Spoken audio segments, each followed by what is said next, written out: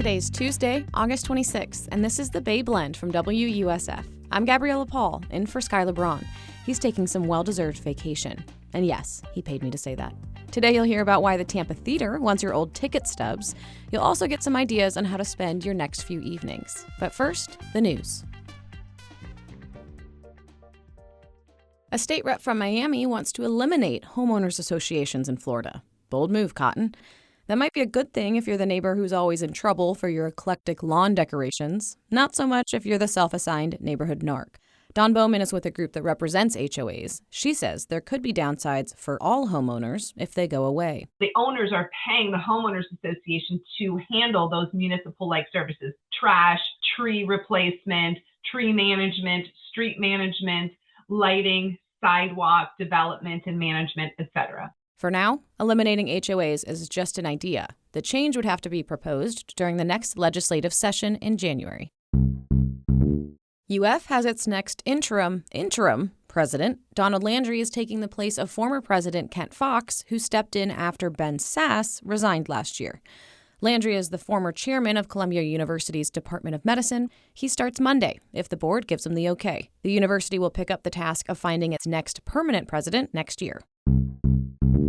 Pinellas County says they're dredging 21 miles of coastline this week from Indian Rocks to Sunset Beach. Dredging helps restore eroded shorelines like what's left from last year's hurricanes.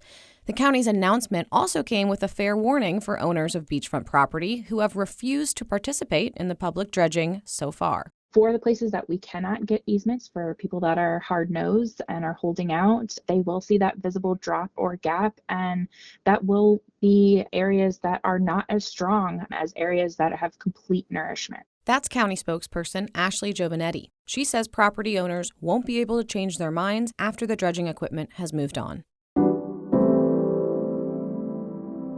Well, the Tampa Theatre is gearing up for a big birthday soon. WUSF's Jessica Mazzaros has been reporting on how the theater plans to celebrate this milestone. Jessica, how old is the theater turning, and what are the plans to commemorate it? So the Tampa Theatre in October of 2026 is going to turn 100 years old. To commemorate this event, they're asking residents and visitors, all kinds of patrons, to send in their memorabilia, whether it's like flyers, ticket stubs, photos of any time, whether it's like recently or generations before us. And to give back to the community, the theater is going to be restoring it back to its 1926 appearance. It is going to be adding an archive room so all of these donated items can be looked through.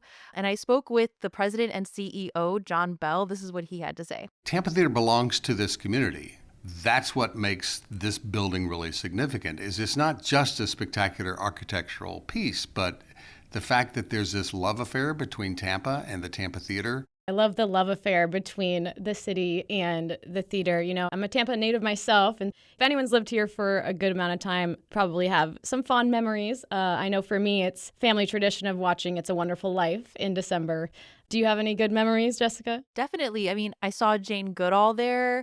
I've seen comedians there. Got to see Jaws, and to see that in a theater setting with other fans nerding out was so much fun. And actually, I'm hoping to make some new memories this Sunday. The theater is going to be hosting an event where they're going to play 4 short comedy films that are silent, and their organist, Stephen Ball, is going to be playing and accompanying that. So I'm really excited about that. Awesome. We want to know your memories, too, at the Tampa Theatre, so go ahead and let us know. And let us know if you see Jessica out there. Thank you so much for your reporting, Jessica. Yeah, come say hi. Calling all my single ladies who want to ditch the apps to meet someone in the wild. Mark your calendars for Wednesday night. It's singles game night at the Friendly Tarpon Tavern, starting at 7 in South Tampa. The tavern has tickets online for the limited spots. Not included in the price is the priceless memory of whether or not you make it through a round of Monopoly with your new love interest. If you'd rather pass go and collect a new houseplant, there's a sip and shop event Wednesday too. Christine's Tropical and Exotic Plants hosts an after-hours garden market in Odessa. You can eat, drink, and peruse until you've convinced yourself, no, really, this time's different. I can keep this plant alive. The market starts at 5:30. And if you haven't gotten stuck in the rain yet this week, first of all, couldn't be me, perhaps you're bold enough to brave a movie on the lawn outside Armature Works tomorrow night.